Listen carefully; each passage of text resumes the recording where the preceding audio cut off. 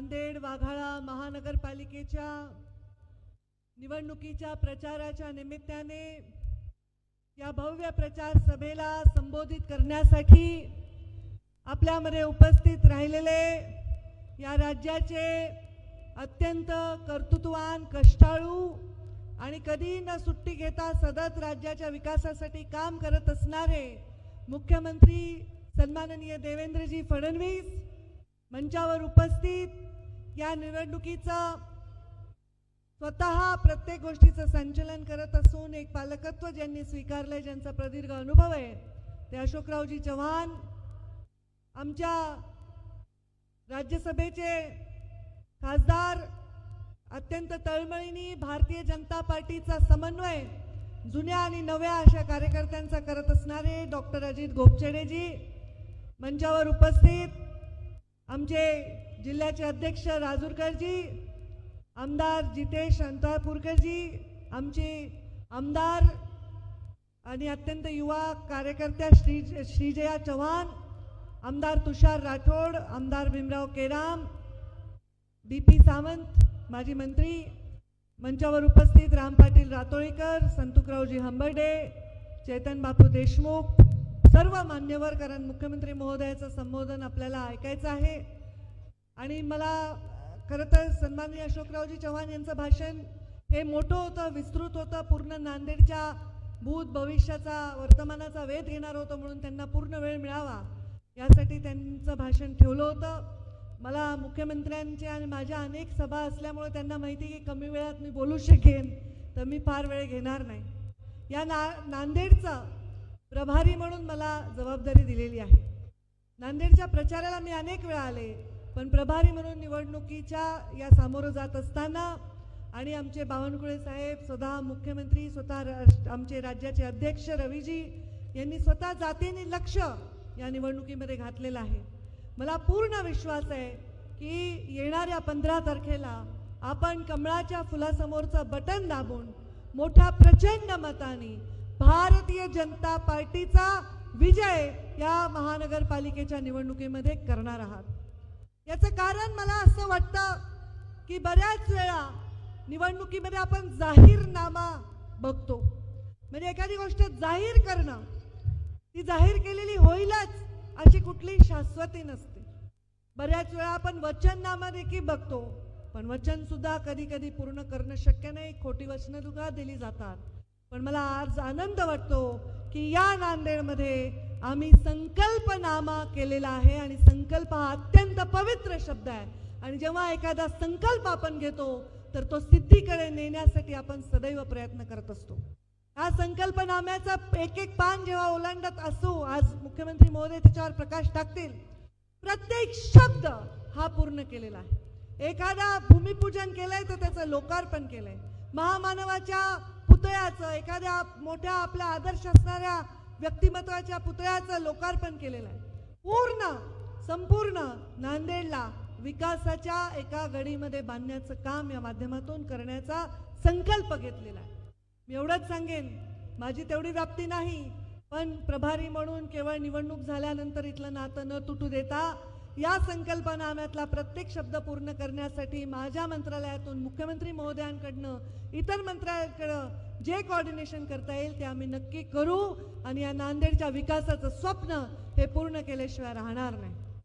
मला एवढंच सांगायचं, विकास कसा असावा, तो एका संस्कारक्षम अशा विचारातून आलेला असावा. भारतीय जनता पार्टी ही अशी एक शक्ती आहे, ती भ्रष्टाचाराच्या आणि अत्यंत मागासलेपणाच्या चिखलामधून एक कमळ उभा राहिलेला आहे आणि तो आपल्याला भविष्याचं सुंदर स्वप्न दाखवत आहे. असं आहे भारतीय जनता पार्टीचं प्रतीक. कमळावर महालक्ष्मी विराजमान असते, त्यामुळे भारतीय जनता पार्टीचं कमळ आलं की या देशामध्ये महालक्ष्मी विराजमान होते. पण या देशाकडे जर कोणी वाकडी नजर करून पाहिलं तर महाकालीचं रूप सुद्धा घेतल्याशिवाय राहत नाही, अशा आमच्या या सत्तेचं केंद्र आहे. आमचे प्रधानमंत्री नरेंद्र मोदी तिसऱ्यांदा प्रधानमंत्री झाले आणि आमचे देवेंद्रजी फडणवीस देखील तिसऱ्यांदा मुख्यमंत्री म्हणून या राज्यामध्ये आले. ही सोपी गोष्ट नाही बांधू आणि भगिनींनो, ही सोपी गोष्ट नाही. या देशामध्ये कोणाला नाही सुचलं की महिलेची कुचंबणा होते म्हणून शौचालय बांधले पाहिजे आणि स्वच्छता अभियान केलं पाहिजे, ते मोदीजींना सुचलं. या देशामध्ये महिलेला चुलीपासून गॅस समोर उभा राहण्याचं काम कोणी केलं असेल तर मोदीजींनी केलेलं आहे. या साध्या साध्या गोष्टी, साध्या परिस्थितीत जन्मलेला, साध्या परिस्थितीत राहिलेला व्यक्ती जेव्हा देशाकडे पाहतो, या देशाच्या विकासाकडे पाहतो, तेव्हा साध्या माणसाचे अश्रू पुसण्याचं त्यांचं स्वप्न असतं. त्यांच्याच संस्कारात काम करत असणारे देवेंद्रजी फडणवीस यांनी सुद्धा तेच केलेलं आहे.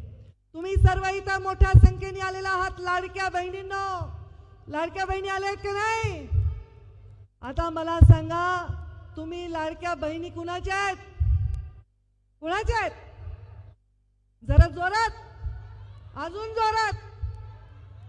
देवा भाऊंच्या लाडक्या बहिणी आहेत. एखादी बहीण जेव्हा सांगते सासरी माझ्या भावाला सांगेन, फार फरक पडत नाही, पण आता पडतो, कारण ही बहीण साधी सुधी नाही, मुख्यमंत्र्यांची बहीण आहे, देवा भाऊंची बहीण आहे. आणि त्याच्यामुळे तुम्ही एक काम करा, संकल्प करा. 15 तारखेला मतदान आहे. सकाळी उठा, स्नान करा, देवाची पूजा करा आणि आपल्या घरच्यांना सगळ्यांना चांगला दरडावून सांगा. कारण आपल्या माहेरच्या माणसाला कोण नाव ठेवलेलं आपल्याला आवडतं का? आवडतं का? आपण ऐकून घेतो का? तर आमचे देवा भाऊ यांची सत्ता आहे, ते मुख्यमंत्री आहेत आणि त्यांच्या नेतृत्वाखाली नांदेडची महानगरपालिका आणायची आहे. घरच्यांना सगळ्यांना सांगा, उठा, जाऊन सकाळी पहिले मतदान करा, त्याच्याशिवाय नाश्ताच देऊ नका. माझ्या भावाला म्हणजे कमळाला मतदान केल्याशिवाय नाश्ता मिळणार नाही. अजिबात तुम्ही आज हा संकल्प घेऊन इथे जा आणि हा संकल्पनामा पूर्ण करण्याचं दायित्व हे तुम्हाला लाडक्या बहिणींवर आहे. आज देवेंद्रजी फडणवीस यांनी विकासची परिसीमा एक केलेली आहे. विकास जो आपल्या विचाराच्या बाहेर आहे, मग ते मेट्रो शहरं असतील, मध्यम शहरं असतील, लहान शहरं असतील, ग्रामपंचायती असतील, या प्रत्येक गोष्टीला सदैव तासन तास बैठका घेऊन आराखडा तयार करून विकास करण्याचं काम ते करत आहेत. हे सोपं नाही आहे. आपण जर दिवसातून 3 वेळा जेवतो, 2-2 पोळ्या 3 वेळा मिळून खाल्ल्या तर 6 पोळ्या दिवसात खातो. आता मला सांगा, जर कोणी ठरवलं नाही मी 6 पोळ्या एकाच वेळी खातो, जर आपण महिन्याच्या 180 पोळ्या एकाच वेळी खातो तर भागेल का? नाही भागणार. तसंच विकासाचं आहे. एकदाच रस्ता दिला, एकदाच ब्रिज दिला, एकदाच आपण संकल्प केला, एकदाच बचत गट दिला, एकदाच लाडकी बहीण दिली तर भागणार आहे का? नाही भागणार आहे.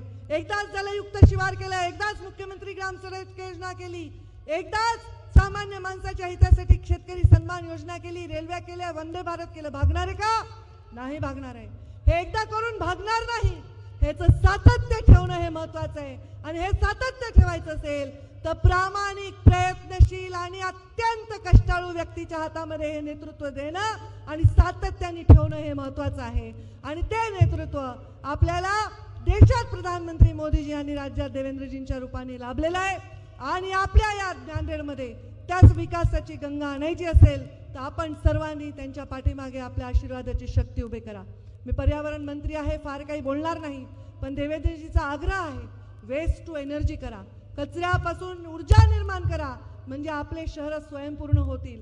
नद्यांचं पुनर्जीवन करा, म्हणजे आपले स्वच्छ आणि सुंदर जल आपण प्रत्येकाच्या घरापर्यंत देऊ शकू.